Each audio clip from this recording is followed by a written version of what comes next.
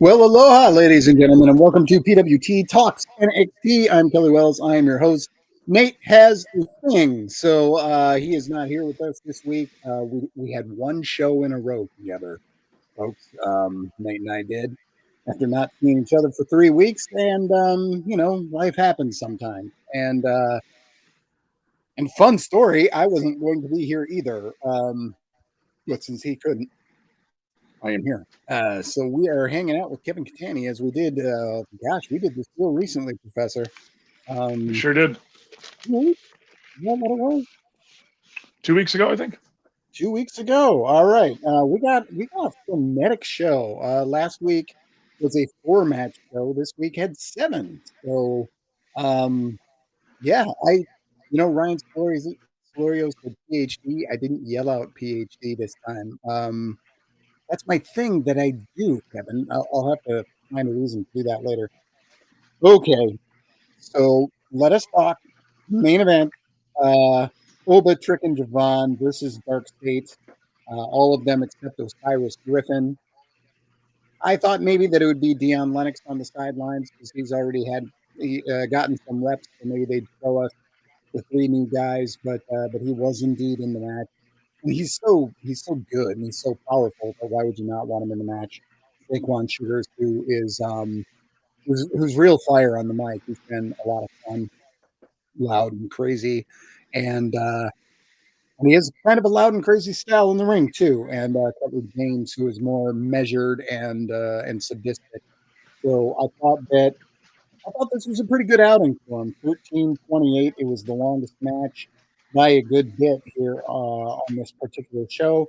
And this match, I mean, if you've watched wrestling, at least I'm going to say twice before, you knew how this was going to go. The baby faces lose this one because they just can't get along. And of course, the much smaller Javon Evans is the one who has to do the job, as Oba and Trick are brawling on the outside. So Dark Fate hits him with a triple team move, finishes him off, and pins him. And then the baby faces take their leave, and we get Channing Stacks Lorenzo, of all people, as the final person to show up on the screen. That has probably not happened before, and he challenged Dark State to meet up with the family in the parking lot next week. Already a crazy, dangerous place to be. Um, so yeah, I don't know what's going to come of that. I don't know what to expect, but I found it very interesting that it was Stacks who made this call and not Tony. So perhaps another seed there. Perhaps Dark State is just going to face teams that have dissension in the ranks. That is a good way to move up the ladder. So Dark State with way more wins this week than Hank and Tank have had in the last 7 or 8 matches combined. Although I do think they're winning next week. I really think they are. But we'll get there. So main event, Dark State. They are in the house, Cattani, and their gear looks mighty fresh. So there you go. Well, there we go. Well, firstly, before I start anything, please let me take a second to say go Gators. As a three-time alum, I'm riding high on the heels of their national championship victory over the Houston Cougars. So, yeah, I don't know if there's any other Gators in the message board here, but pretty good feeling walking around campus today as my students had to eat a lot of crow, knowing they chose against the Gators today. All right, college basketball aside, um, yeah, I thought that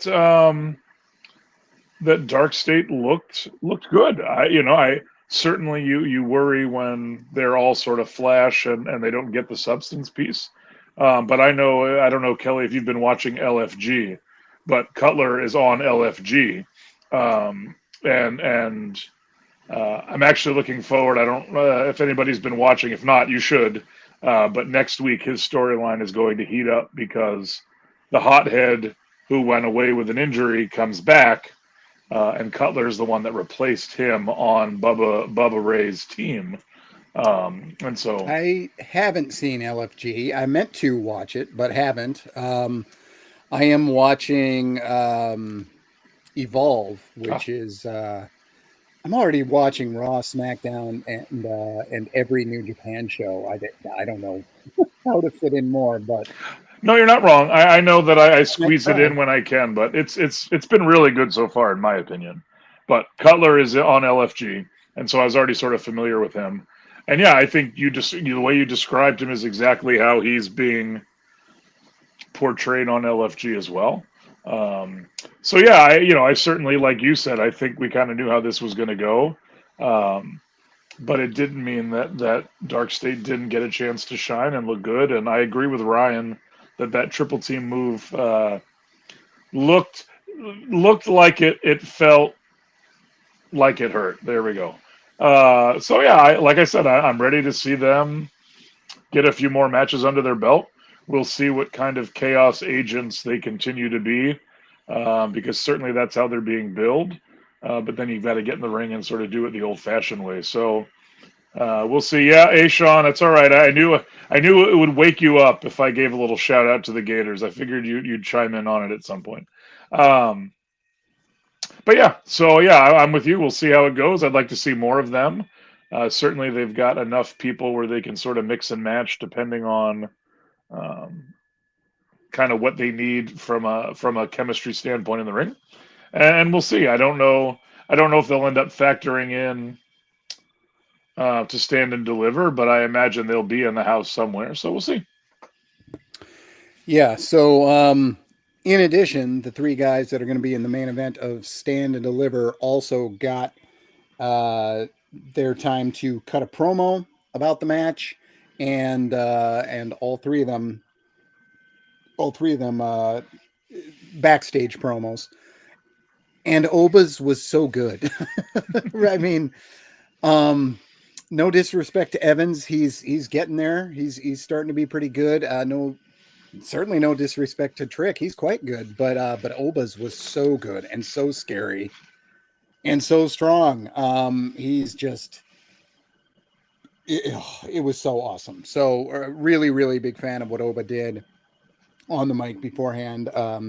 But just I always like that when they have the three people who are, or the two people, whoever, having their mic time on the way to the main event, pushing, yes, this main event, but primarily really pushing what's going on at Stand and Deliver. And Oba was just, I don't know, when there's a wrestler who comes up and they're super dominant and they're just like Goldbergian in their dominance. Like, I never like them, especially Goldberg, because I mean, As he the just, name would imply, yes. yeah, especially. But Oba's like the one guy who's breaking that for me. Like, that's not my kind of guy. Usually, I'm more into the underdog story, but Oba's just so cool.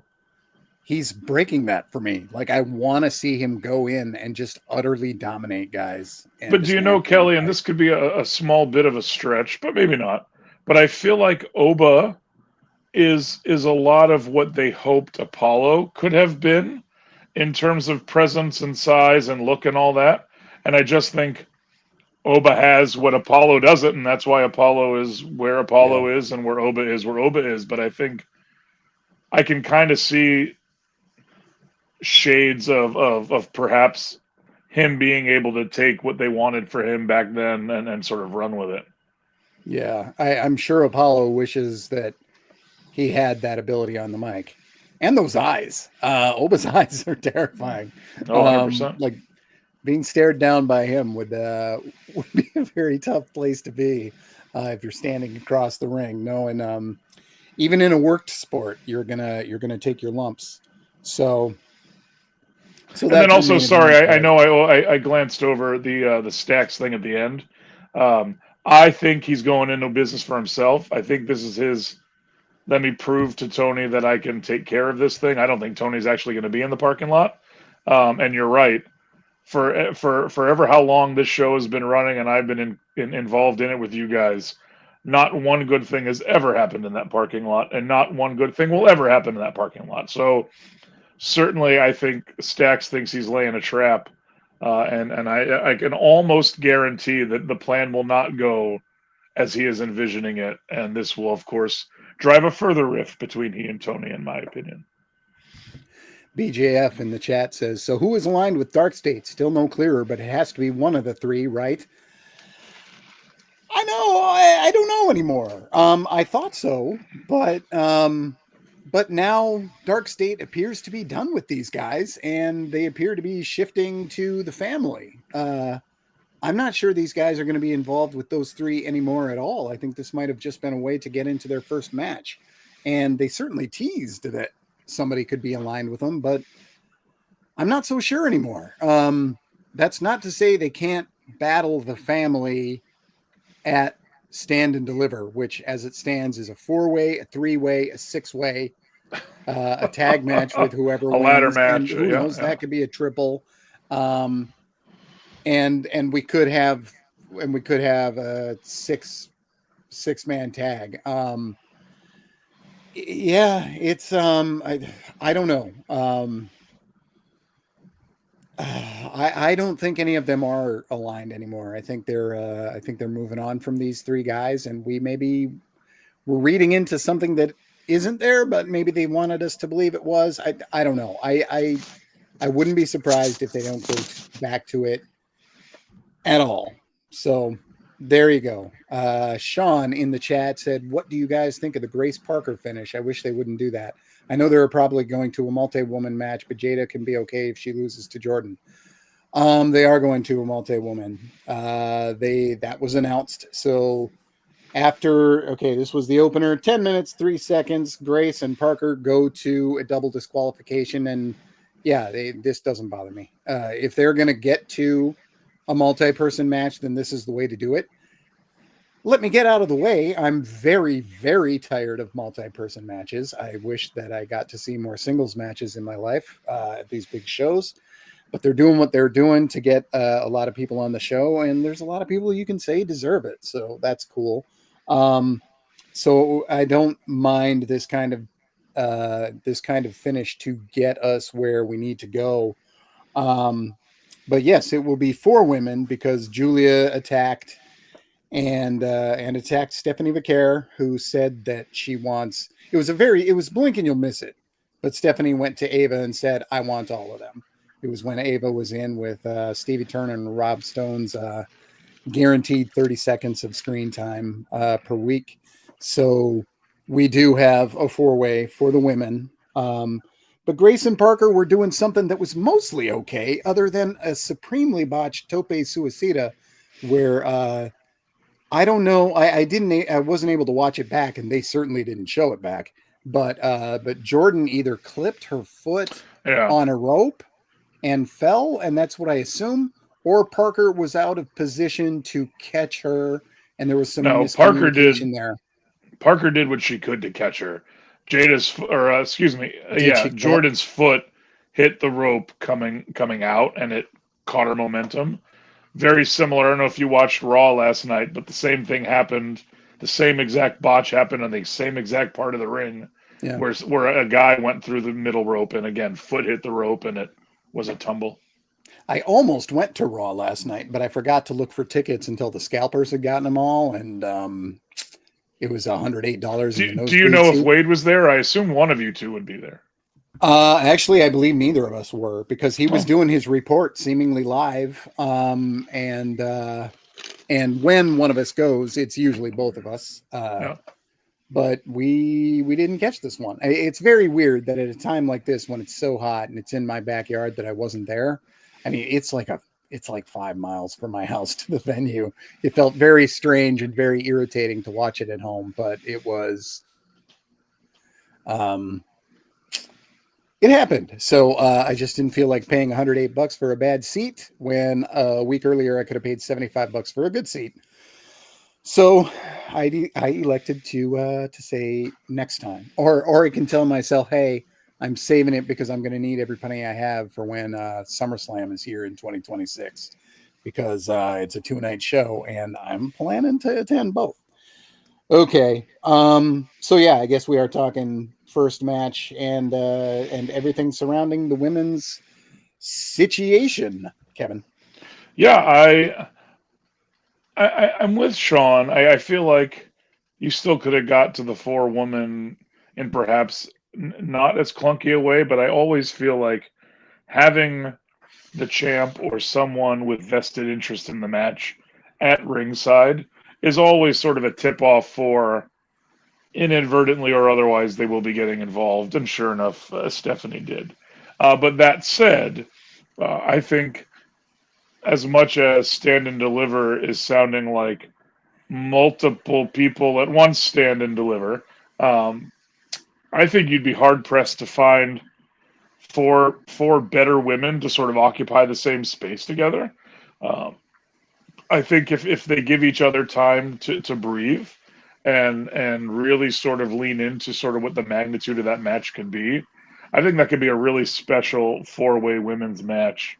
Um, with seemingly three very established women and Jada, who is really, really, really coming into her own right now. So, I this match was a little clunky in the ending, but if what it gives us is a potential match of the night at Stand and Deliver, I'm there to see it, and I think Julia and Stephanie are gonna more than likely be the vets and carry that match, and Jordan's gonna provide a lot of the power, and then you've got Jada to sort of be the fresh face. So I'm excited to see where it goes.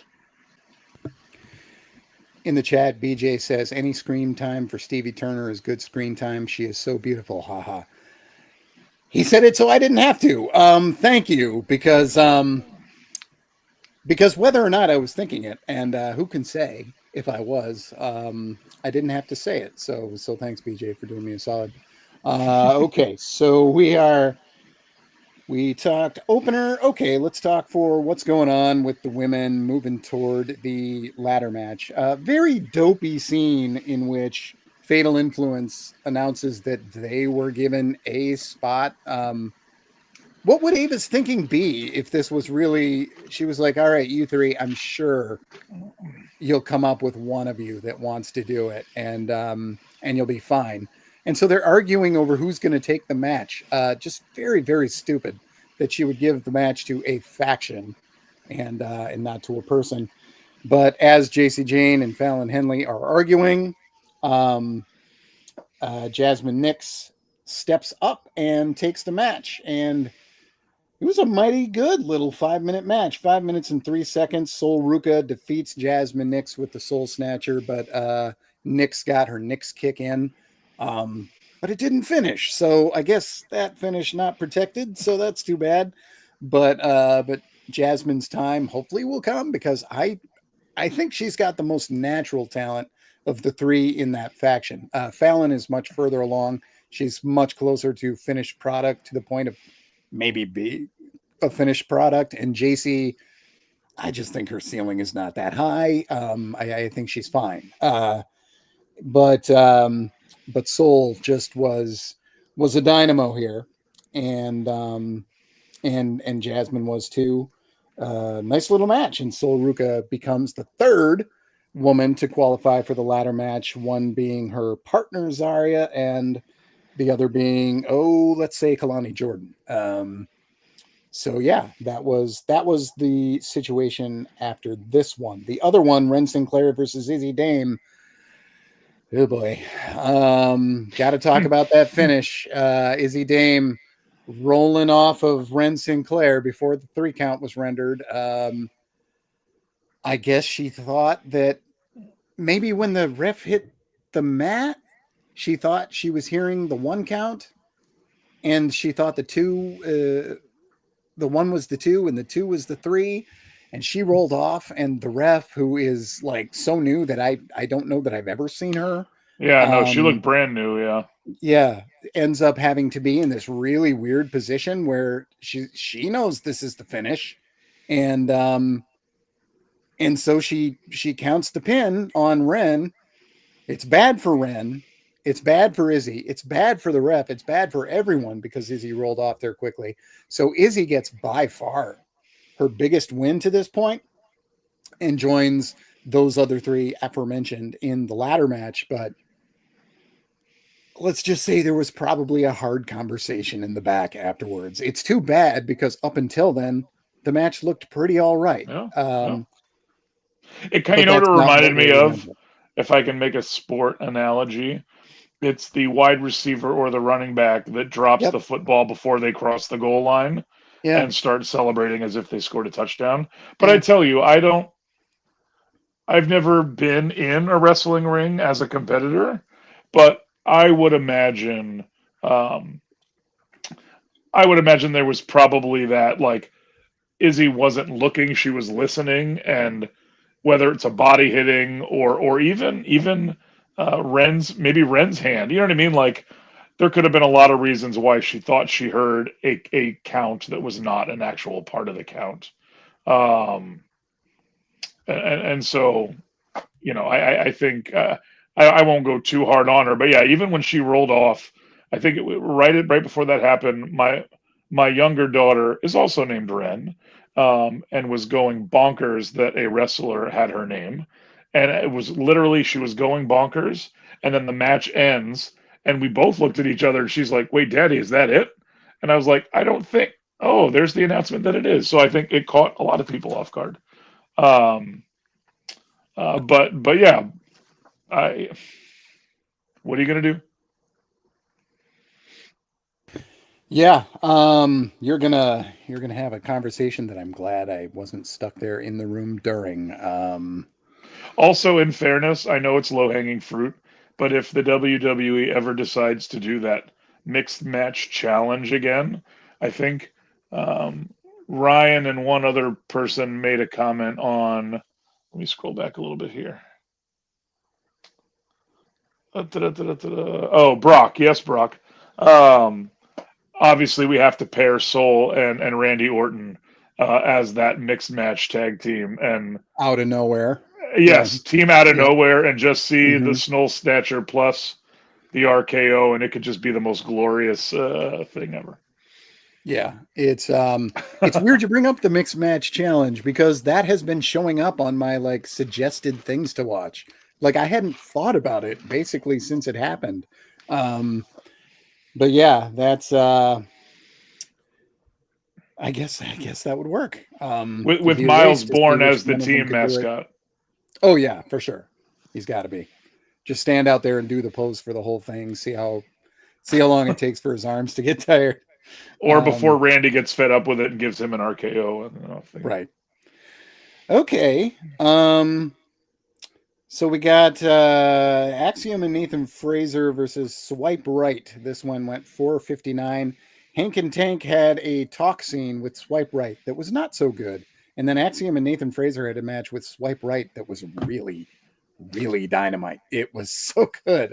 Um, yeah, and I was like, and so I've seen Swipe Right wrestle because I'm watching Evolve, but I've seen him wrestle other guys that are like 11 years old, like they are. Well, So I'm watching them wrestle somebody who really knows what they're doing in Axiom and Nathan Fraser, and Swipe Right staying with them every step of the way. These guys are so young; their bodies don't have like the mass yet. They're still growing into their bodies. They are that young.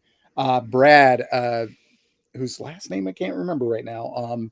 I literally I can't remember. He looks so young. I can't believe he's wrestling on television. But man, it's like all their crummy work on the mic, Brad's especially, is forgiven for the moment because that match was real good, and it wasn't just a spot fest. Like they actually worked a cut the ring in half kind of match. I can see why they wanted to fast track these guys and get them even just a little bit of time on NXT. So Axiom and Fraser, they will be facing the winner of the tag team gauntlet next week. And by the way, what's the kayfabe reason for Hank and Tank to be in this gauntlet? They've lost to everyone. Like, why would they be rewarded with a match in the gauntlet? it's the But Bad News Bears coming of age tale where they're yeah, just yeah. But Axiom and Fraser win in 4:59. I think you'd be hard pressed to find more action in a 5 minute segment than this. yeah. And I had not seen Swipe Right before, as I don't watch Evolve. But the two things that popped into my head were, boy, they look young, but also boy for being so young. I agree. I think now I wasn't watching with a super critical eye, but to me, they didn't look like they were trying to really rush anything. Like they wrestled more maturely than their age. And I think that's a really good sign for them because I think, that will hopefully beget more TV time against people who either need a win or can showcase them a little bit. And so I think um, I thought that was really good, and I think watching Fraser be Ray Phoenix's opponent on SmackDown last week, um, I think it's clear that there's a lot of respect and love for Axiom and Nathan Fraser, um, and having this match with Swipe Right. I'm excited to see more of them. Like you said, I know you see them regularly on Evolve, but I wouldn't mind seeing them more regularly in the tag team division on NXT. Um, and maybe even get them some work in and around Mania weekend and some of the shows that go on outside of the main WWE cards. BJF adds, though I'm surprised they have not changed Ricky Smokes' name as it sounds too similar to Ricky Saints. I think the same, and it sounds even more like Ricky Starks, which makes it even harder for this old dog to remember all these names. So yes, I would not be surprised if a change happened before he moved to, and if they're moving to NXT full time, they got to do it. Ricky Saints and Ricky Smokes is going to get real irritating. Maybe even if they only change the first name there, but Rocky Smokes. yep. And so, sure, you know what, that sounds different enough. I think I'd take it. Okay, we are talking tag teams already, so let's continue doing so. The Calling had a scene earlier on where Sean Spears said it's not about that championship. That was just to bond us. You know what? That's a pretty good way to get out of, him losing that and not having to get his heat back, and say this has always been about you three. So being the mentor kind of guy that he likely is in life to some of these guys. Um, Hank and Tank versus Nico Vance and Brooks Jensen. This was later in the show. This was the quickie of the week. Hank and Tank, they earned their way into the gauntlet match by losing in 323 to a team that has one win. So there you go. Brooks, I think it was, I don't know, Nico pinned Tank, maybe? I don't know. I'm guessing at this point. I just remember it was brief, and I don't know if I could even mention the quality because I kind of don't remember it. With 7 matches, this is the one that did not stick in my brain. And then later on, toward the end of the show, Hank and Tank had a scene with the Street Profits, who got very loud and very boisterous and said, "You got to be yourselves." And I don't know. I think this is all leading to Hank and Tank winning this match and maybe the championships, and then being champions, trying to hold their championship against all these teams who just beat them. That's what it feels like to me. It also feels like Axiom and Nathan Fraser might have their foot in the main roster. We know now that, like you said, they've got to have a lot of love for Fraser. They brought him up to face Ray, and it was quite good. So yeah, now we've got. I think these guys will. Will be north before long. So anything on Axiom Fraser and the very quick Street Profits drop in. First, who would have thunk the Street Profits would be playing the role of mentor to Hank and Tank? I don't know that I would have had that on my bingo card, but they did fine. Yeah, I could see Hank and Tank sort of being the Cubs of the tag team division, um, and sort of that lovable loser role, and who doesn't love a good redemption arc? And so if they were to come out of this gauntlet and then actually beat um, Fraxium, if you will, I think there'd be a good crowd response. I think the crowd genuinely likes Hank and Tank. Um, I think my only challenge to them beating Fraxium, and again, in the macro sort of real world, I know that wins and losses don't matter. They say that on LFG every week. It's not about the win and the loss; it's about the show you're putting on. But I wonder. On one hand, I wonder, does Fraxium deserve a better loss to a better team? But on the other hand, maybe they're as invested as, that maybe they're as ego free as you would hope they would be to say, no, whatever's going to help keep the crowd invested and going, we don't care. But I feel like they've held the belts long enough and beaten better tag teams to this point that is that the group you want them losing to on their way out? Um, but again, I'm here for the show, and I'm not. I certainly wouldn't criticize it. Um, and I think Hank and Tank are entertaining enough on camera that they could very much be like you could get them in sort of that rut of like the finish they do where the one person sort of passes out on top of the other person and they get the 3 count. So then they go on this like winning streak of just improbable wins against people they have no business beating, but like circumstances just kind of are on their side for a while. I think that could be some good stuff in that division. Um, but yeah, we'll have to wait to see it play out. But I think you're right. That's probably at least the direction they're leaning now, unless something changes in the next 2 weeks. Ricky Saints. This man has a lot of suitors for his championship. Lexus King rolls in on his throne and makes his intentions known. Eddie Thorpe comes out next. He had taken some time off of TV after that last big loss. Wes Lee shows up and says, "You can't talk about the North American Championship without me." He's another guy where I'm like, he still goes here? Like, not like it seems like it's being moved up, but why hasn't he? And then Ethan Page, of course, finally shows up and hits Ricky Saints with that thing that he does. I don't remember what it was. Neckbreaker, maybe. A brawl. And I think they're like, you know what? You guys have put up with a lot of multi-man matches, so what's one more? I got half a mind to think they're going to do another ladder match with these guys.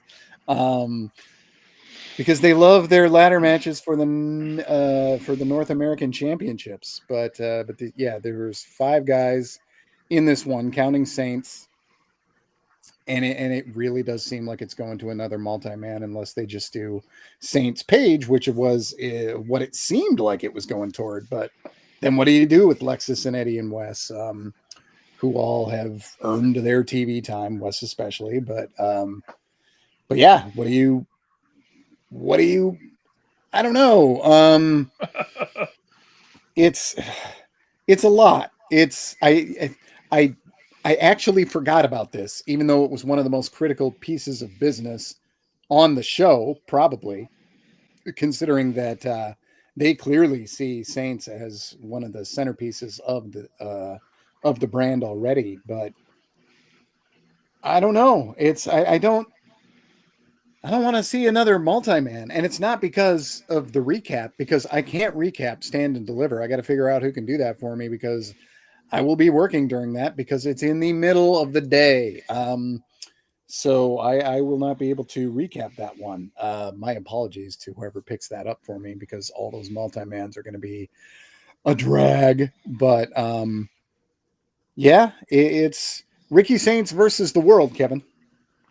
Yeah, I there was a lot going on in that segment. And all for it to sort of end um, with the not a it's not wasn't a face off, but yeah, there was a lot going on there. And if you're gonna have every other match at Stand and Deliver be at least 3 people, why not have another one of them? And I'm being slightly facetious there, but um, again, I think say what you want about some of the folks that would be in that match. I know that there's a lot of people who are critical of Lexus, but I think um, if they wanted to go the way, and I don't necessarily think it has to be a ladder match, but a 5-person a match for that. I think you have the pieces in there to create different matchups and different sort of movement pieces that would make for a really good, probably 18 to 25-minute match. Um, and I also think those guys are, excuse me, collectively good enough where you don't have to sort of resort to the um, two men in the ring and three people taking a nap outside. Like I think that there can be more movement in the ring um, because of sort of the overall talent of those guys. So I'll be interested to see how it shakes out. You know, I think Sean earlier said, you know, just do the two guys that we've been setting up for, and just sort of have it at that. And I think that would be fine too. But you know, like I said, it's hard to argue sort of the movement that Wes could bring to it. Um, the I'll give Eddie Thorpe just above go away heat credit, because I think he is sort of playing the whiny heel pretty well, to where he, you know what I mean? Like I think that the component pieces are there that if they wanted to kind of have all of that there, they could. Um, but certainly then there isn't much hope for a not multi-person match on the stand and deliver card, especially if they're going to stick to the old um, takeover sort of five match card that they typically like to stay with. Ryan Solorio says, I hated the tug of war with the belt. Reminded me of Roman versus Brock at Mania. Yeah. When you have a wrestling show and something else is the most dopey, over choreographed moment of the show, you know it's bad. I literally looked at that and was like, I'm sure that seemed very cute on paper, but in practice, the four guys reaching for it, making sure they got there at the right time, and then doing the tug of war. Oh, I hated it too, Ryan. It was a whole lot of no good. He also gave me the assist and said, "You mean the twisted grin?" I did mean the twisted grin. That is a great name for his twist of fate. Um, yeah, I couldn't remember what he had done. I kind of didn't see it until it had happened. So I forgot. And I just straight up forgot one of the name of one of the best finishers, eh, the finisher with the best name on the brand, probably. I feel like there are a few right now, but yes, Twisted Grin is right up there and very good for their particular faction. Steve Repshire says, have they only officially announced 3 matches for S&D? Kinda, but they also announced that Axiom and Fraser would face the winners of the gauntlet. So, I mean, that match is officially announced for Stand and Deliver. We just don't know who the other half is yet until next week. So there you go. Ryan Solorio says, what about Fall of Grace? Oh, yeah, that's good. The Coronation is good. Um, I'll think of some more. Wasn't the coronation the name of the finishing move from that WCW wrestling movie where the King wasn't that the name of his finishing move too? Do you know what I'm talking Oh, about? With Ready to Rumble? yes, Ready Ready to to, Rumble. What wasn't that his the dude, name of his finishing move? I got through like 5 minutes of that. Oh, it I, was I so come on, it was so much fun. no, it was not that. It was it It was was so not bad. Academy Award winning, It but made darn us it, look it made us d- look so much worse than we are. And we're but pretty darn it. bad. But it made us look even worse. Ryan Solorio comes in with Rochambeau. Yeah, that's a good one too. Um, and says it was a double axle called the Coronation. There you go. See, So yeah, there you go. Yeah, I you know will what? I don't rule you. automatically watch wrestling movies. I have still not seen the Iron Claw. I actually haven't seen The Wrestler. I am a Oh, huge the wrestler snob was good. The and wrestler I was love good. I liked that. wrestling, but I still haven't seen The Wrestler. I think So you would like it. Mickey Rourke did a and good job. I expect to like it. I just haven't watched it. There was one other match on this one, 353. Also a good little quickie. Wesley over Yoshiki Inamura. Um, I just I just really like Inamura. He's the strong style that he does. It's the kind of thing I watch all the time on New Japan, but um, but it really stands out on a show where strong style is not the norm. So he's just up there absorbing chops, waiting to lay in his own. and I thought that Wes Lee really sold them well and just let him light him up with these chops. And of course, Lee wins because he's the one potentially on the way to some kind of a championship match. Steve Repsher brings up No Holds Barred since we're talking wrestling movies. I have seen No Holds Barred. In fact, as a kid, I watched it many times, and I fancied it was a good movie. It is not, but at the time, I thought it was. By the way, for those who haven't seen that in a long time, um, Hulk Hogan's character was named Rip. His brother in the wheelchair was named Randy, and his brother Randy was one of the godlike figures on Lost. What he was the dude in the was he the one wearing white or the one wearing gray? Oh, geez. I He don't was one remember, of the but two yeah. guys who was either God or the devil, sitting on the sand. Um, but yeah, that was that. So yes, he said No Holds I Barred saw wasn't no. good, but Oh, go. man, Zeus was scary looking. That's what Sean said. Yeah, Zeus was scary looking, but apparently Tiny Lister was a really really nice guy. Anyway, Yes, and apparently the looks is where any of the actual fighting talent stopped. But yeah, my mom and dad took my brother and I to see that in the movie theater as like one of the first not G-rated movies they ever took us to, because my dad's like, oh, it's about wrestling, and there was just enough in there that I think my mom was like, maybe we jumped the gun bringing the boys to this one a little too soon, but. yep. Ryan says, I remember Zeus from the first Friday movie. You might also remember Zeus from the Santeria video Yeah, by Sublime, which Sublime, yep. was that video was made after Brad had died, but they used some old footage of him while the other band members were in the video with Tiny Lister. Um, yeah, so that was Yoshiki Inamura versus Wes Lee, women's tag. Oh yeah, you know what? There was a women's segment in the back with um with Roxy. She still goes here, but Yeah, she yeah. um with Lash and Jakar. You know what? I caught none of this. I was distracted by, I believe, a cat at the time, and I don't know what they were arguing about. So there you go. What were they arguing about, Kevin? All right. Well, so first I'll go back and echo your sentiments that I loved Inamura also. Um, and I've always had a fondness for sort of the quirky Japanese guy, and I'm still missing Ikemen Jiro. And I wish that he would have caught on more, and he didn't. So Inamura will be my guilty pleasure for now. But yeah, I hope that he gets a bit more mainstream love as the show moves on. Um, but yeah, the backstage.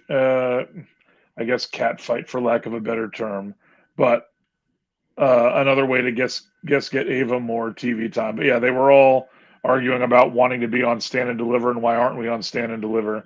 Um, and it appeared as if Ava was working towards a way in her brain to get all of that to happen. So kind of a wait and see in some regards, but yeah, that was kind of a scene of wait, you still go here because the meta girls have been on the main roster a bunch, and Roxy has been on the main roster a bunch, and yet here they are arguing with Ava about being on NXT TV. So I had not thought about Ikemen Jiro in kind of a long time. He ended up being gone shortly after Kushida left, and he didn't have his tag team anymore. Kushida's still doing stuff in New Japan. He will be in the Best of the Super Juniors next month. Um, Ikemen Jiro is such a hilarious name because Ikemen just literally means like handsome dude, like cute uh, dude. That's what Ikemen means. So it was just like cute guy Jiro was his name. well, Just kind of kills me. I just So wanted one of his jackets. I love that he always had like his face or someone else's face like yeah, on the jacket. I dug wearing it. his own face was by far the funniest. That just Yes. absolutely killed me. The jackets were fantastic. Yeah, I remember that because their name was Jacket Time, and Nate did not get it because he wasn't thinking about the Back to the Future thing. So he was just like Jacket Time, and I had to explain it to him on the show. That was a fun one. I hadn't thought about that in a long time either. See? But there you Great. go, memory lane. I checked our email and we don't have any. Once again, Kevin, this is partially your fault because you're here. So I can't say Kevin P. Cattani, PhD. But there, I found a reason. And yeah, no JB, no nothing in here this week. And what an odd week because there were so many matches to talk about, but most of them were short. So yeah, this match is or this show was it was busy. I don't want them all to be like this. I don't like these 7 match shows. They're kind of a pain to type because something is always moving. Solorio one more time mentions Jacket Time and says, "I still remember them forming a team in the washroom." LOL. Yes, they did, and that is the first thing my mind went to. That was a really funny way to get a team started that was going to be a comedy team anyway. Not the way I would use Kushida, but definitely the No, way that I no. would use Ika Manjiro. So, um, what are you gonna Still, do? still bummed that Kushida didn't work out. I was so jacked for him to be there, Yeah, and it just. yeah, and he got his North American Championship match with Gargano, and it was fire. And then before you knew it, he was just a guy that they didn't know how to use, and you knew Vince would never have known how to use him. Maybe no harm done, and he'll spend the rest of his days working. He actually lives in, I believe, in Florida, but it might have been that he relocated to Los Angeles. At any rate, he lives in the States. I know he does stuff with the New Japan LA Dojo, and he's doing his stuff over in New Japan when it's time. So I think he's just going to be an international jet setter. Which clever. That's the name of the tag team he's in with Kevin Knight. So I worked it in. So that is, I think that's our show. Did I miss anything? Did you take any notes on anything? It Well, seemed like, I think that was everything that was fit to print, and like you said, it was a very busy episode, and I think again those have their place every once in a while as they try to start laying groundwork, not just for Stand and Deliver, but sort of what will come after that. But I think lately what I've come to like, and Kelly, I'll be interested to hear your 2 cents on it. Is they seem to be doing a pretty solid job of mixing like match times and match tempos. So like yeah, there were 7 matches, but 3 of them were 5 minutes or less. And so it was like, okay, let's get a couple guys on TV. Let's do what they can do well and get them out. And then you had your 13 minute and your 10 minute. And so I think that also kind of helps with viewership. Maybe not from writing it up like you have to do, but from the viewership standpoint, that not everything needs equal time and not everything deserves equal time. And I think they've been finding a good balance in trying to give longer stuff to the things that need it and deserve it and just sort of keep moving. So actually 5 matches under 5 minutes, although I am counting one that's 5:03 as under 5 minutes because it's close enough. Um, and we do have one last bit here. Ryan asks, by the way, do you guys think Stax is with Dark State? It was weird. He called them out, not Tony. And Viola Blue says, that's what I'm thinking too. Stax with Dark State. I don't think so yet. It's the first thing that occurred to me, of course, because they've been teasing all this stuff with Stacks. And the only reason I backed off of it is because then you got to side with 5, and the other side has 2. It's just Tony and one other dude at that point, and then of course Adriana. Um, so it wouldn't be great for a feud there. But if they just want to grow that group, then I guess maybe. I guess it comes down to whether you think they've got that level of enthusiasm about Stacks. I like Stacks a lot in the ring. I think he's 10 times the wrestler Tony is at least, but he's he's fine on the mic. He's not like a dynamo, but he's perfectly fine on the mic. So I guess if they think they need him as a talker, they can do that. But Dion's okay. Saquon's good. Saquon's probably a better henchman because he's loud and boisterous and everything. Maybe more of a henchman than a leader, but he's still going to be great on the mic. But maybe if they think that they need a leader, Stacks is that guy. I'll probably think everybody's going to join Dark State until I realize that they're not looking to add somebody. Uh, So uh, there you go. Kevin, what do you well, got? so yeah, so I'll say, CJ, good night. I see CJ's leaving, so good night. And thanks for being here, buddy. Um, as you were talking, I was thinking that this could also be the play where Stax doesn't see any upward mobility in the family, and is getting tired of being the underboss, and so kind of the I'm taking my ball and going home and forming my own team, um, and we'll see as the story develops, but he could be making promises to Dark State that they don't know he can't, like, the checks his mouth is writing, they don't know he can't cash, and he thinks he's ready for the big time, and he'll find out pretty quickly he's not. Um, but it's as good a way to sort of have him branch off of Tony if that's what they're trying to do, because there have been countless stories of the apprentice, the headstrong apprentice, not knowing everything they need to know, but still trying to strike off on their own. And I think, again, it's a group that is new enough that you could try it out. Um, Certainly, it would be interesting to see Italian mob underboss Stacks sort of meld to what Dark State is. Um, but I like I said, I think it could be kind of a cool story, and then watch Stacks as it all sort of falls apart around him, giving up the good of what he had to sort of take the grass being green on the other side. Yeah, it's Stacks. I don't know. I don't know if they know, because it seems like they've been dancing around this for kind of a while. Ryan Slorio saying 2 dimes coming back from the dead. Yes, I have joked at it a few times that maybe they're dragging him out of the river. Um, Along with the belt that Stone Cold threw in the river. So he's going to emerge with this belt around his neck. oh yeah, continuity. Yeah, there you go. So so that I believe is actually our show.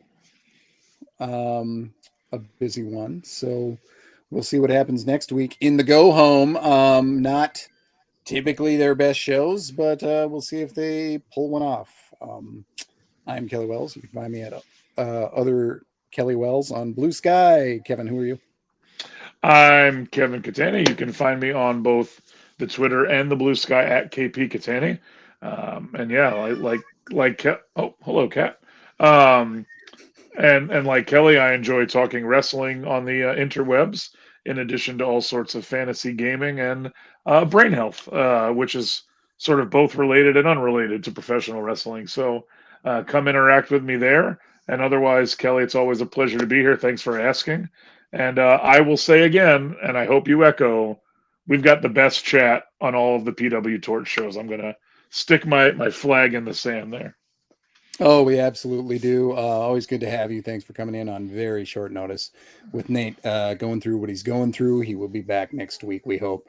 Um, and yeah, to all of you that said, hey, back to you. And for those of you who said horseshoe, yes, you did get a grin out of me. You always do. All right, we will see you in 7. Cheers.